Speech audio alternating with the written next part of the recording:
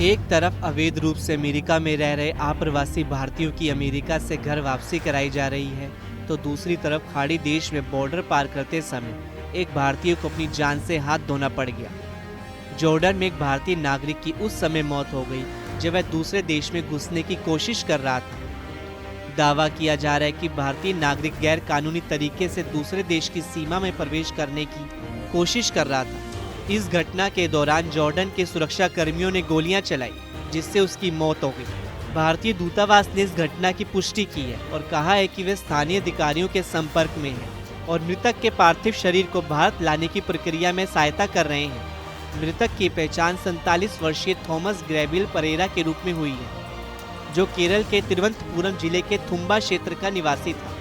Thomas 3 लोगों के साथ 5 फरवरी को टूरिस्ट वीजा पर जॉर्डन गया था। इसके बाद 10 फरवरी को जब थॉमस और उसके साथी एडिसन कथित रूप से जॉर्डन से इजराइल की सीमा पार करने की कोशिश कर रहे थे, जॉर्डन के करकाक जिले में सुरक्षा बलों ने उन्हें रोकने की कोशिश की, लेकिन चेतावनियों को नजरअंदाज करने पर गोली चला दी गई। गोली लगने से थॉमस की मौके पर ही मौत हो गई, जबकि 43 वर्षीय एडिसन घायल हो गए।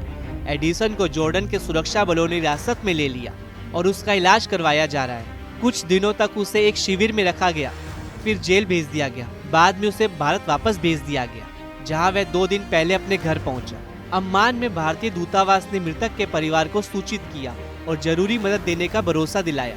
दूतावास ने एक आधिकारिक पत्र में कहा कि वह थॉमस की पहचान सत्यापित करने के लिए स्थानीय अस्पताल में जांच करेंगे और औपचारिकताओं के पूरा होने के बाद उसके शव को भारत लाने की प्रक्रिया शुरू करेंगे। थॉमस और एडिसन के परिवारों का कहना है कि उनकी यात्रा में जॉर्डन में रहने वाले एक भारतीय नागरिक ने मदद की थी। माना जा रहा है कि वो शख्स सीमा पार कराने की योजना में शामिल था। जॉर्डन का करकाक जिला डेड सी के पास स्थित है और इजराइल की सीमा से काफी नजदीक है। थॉमस और एडिसन के अलावा 2 अन्य व्यक्ति भी समूह में शामिल थे, लेकिन उनके बारे में साफ जानकारी नहीं मिल सकी है। बताया जा रहा है कि वो अभी भी जॉर्डन की जेल में बंद है। इस घटना ने विदेशों में रहने और अवैध रूप से सीमा पार करने से जुड़े खतरों को उजागर किया है। भारतीय दूतावास लगातार स्थानीय प्रशासन से संपर्क में है ताकि बाकी भारतीय नागरिकों की स्थिति पर अपडेट लिया जा सके।